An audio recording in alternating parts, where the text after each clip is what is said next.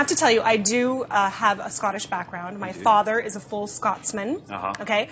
But I don't really know much about Scottish culture or Scotch, right? Wow. So could you be my official Scotch teacher today and teach me a thing or two? I'm more than happy to. I've drunk enough of it.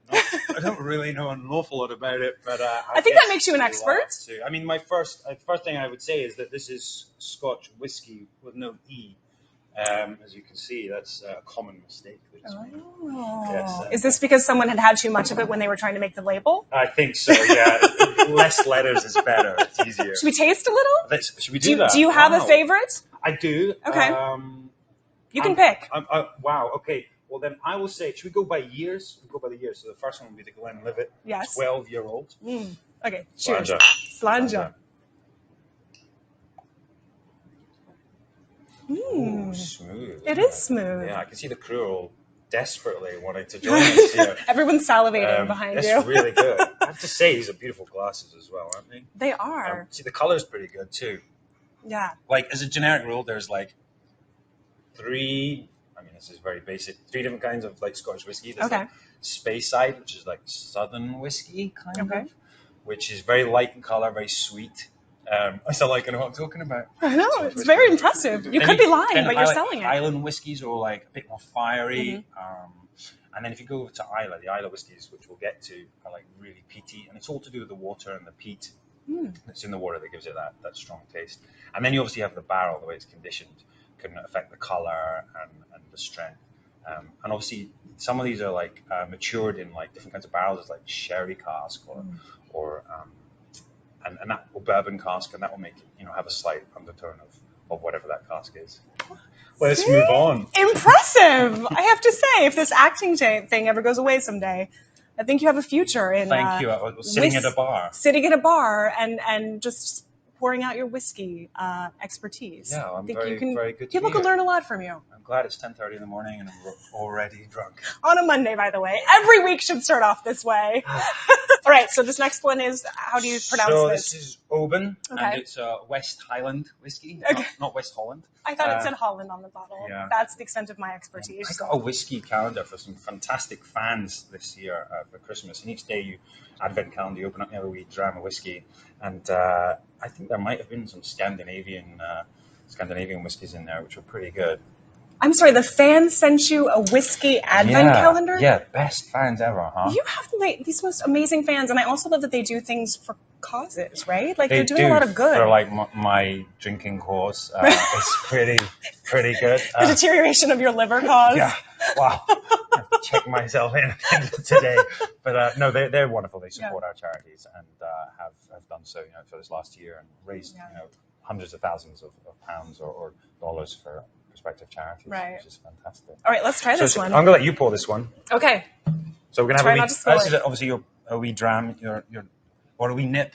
We dram. Or a wee nip. Yeah. We nip. Okay, dram. So dram is just like a little bit. A dram. Yeah, a dram is actually about 35 milliliters, roughly. Okay. A Scottish dram is bigger than an English dram. Slanja. Okay, thank you.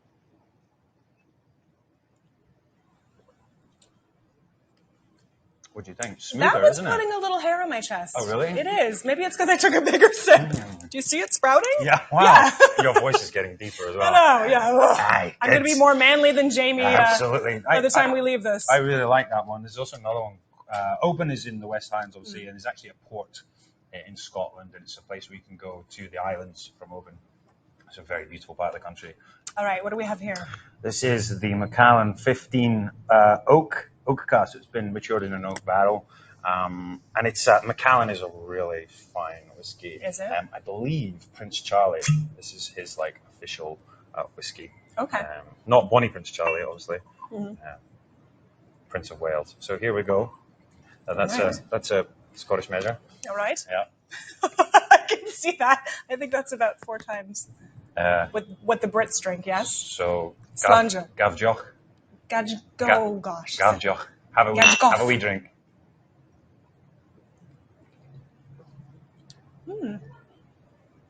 It's a little more spice to this one. Yeah, it's got a bit of spice. Yeah, aftertaste. It's got you can really feel that one going down. That would be perfect in cold weather, I think, at the top of the mountain. A wee nip of that, and that'll get you up to the top of that. We need to send you a bottle of this when you get back to production. Several bottles would be definitely, because I'd have to obviously taste it every day at 10:30. This is your craft services, right? You don't actually consume food or anything else. Yeah. It's just whiskey bottles to craft keep you warm. Service on set is pretty much whiskey and haggis, of course. Whiskey and haggis. That is a well-balanced diet. Okay, give it a go. Lafroig. That is perfect. Lafroig. That's it. Did I mention I'm half Scottish? Oh yeah, your came father's out. It going to be came out very, for a very second proud. there. It did. Now, how do you really pronounce it? Lafroig. Hello. You've got it. You've got a bit of I'm terrible at speaking Gaelic. Scottish in you. Okay, and here we go. this is obviously from Islay. So this is a small island in Scotland, and all the Islay whiskies are notorious for being just how you imagine Scottish whiskey to be, that really smoky kind of, and it's from the peat in the ground that goes into the water. This is not the king of whiskies, but it's up there. Okay. And it's one of my favorites. Okay. Slàinte. It's getting better and better, It is. I couldn't think of anyone else I'd rather be with at 10:30 in the morning. Thank Popping you. up a bar. Right back at you, my friend. Yeah, it's good. What do you think of the smell? Oh. Yeah. You're ready for this. It's a little medicinal. Oh, that's good. That is good. Smoky, you like that?